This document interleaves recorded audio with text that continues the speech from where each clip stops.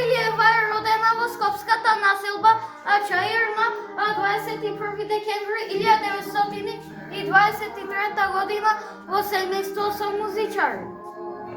Нејзиниот татко Тодор Бошков Велков бил познат гајдаџија. Васка Илиева својата музичка кариера си започнала пред 1950 година на државниот ансамбл за народни песни и игри танец.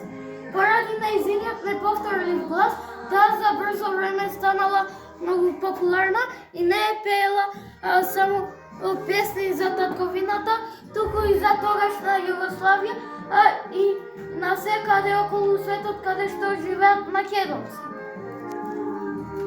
Една од песните на Васка Илиева во 1980 година е Никола ба Никола. Батев е роден 8 август 1918 година во кавадаречкото село Глиши, во земјоделско семејство. Со неполни 10 години ја започнал својата кариера, каде што с кришом почнал да свири на виолина, но за тоа му помогнал вујко му Васил Неделков, кој како самоук музичар свирил на повеќе инструменти. Во младоста Батев многу го сакал спортот, особено фудбалот, и играл во клубот Југославија како десно крило.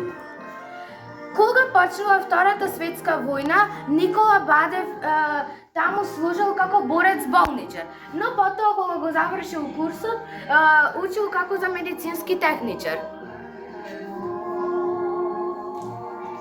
Васка Илиева починала во 4 мај 2001 година во родното Скопје на возраст од 77 години, оставајќи зад себе богато културно и духовно наследство.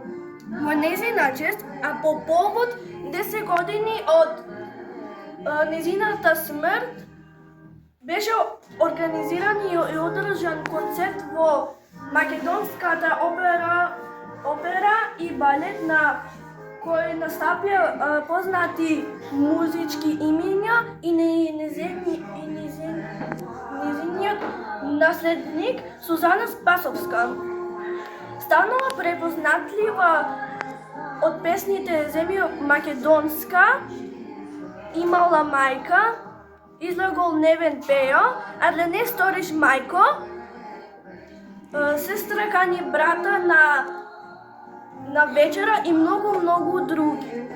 За време на долгата музичка кариера во Република Македонија и на секаде по светот каде што живеат македонци, ја нарекува жива легенда и на македонската народна музика, крајница на македонската народна песна, како и амбасадор на македонската народна музика. Во фамилијата на Батев единствен тој бил пејач и тој единствен бил кој што имал таков златен глас. Во неговата фамилија најпозната песна била Ајде дали знаеш Милице, посветена на нејзината сопруга.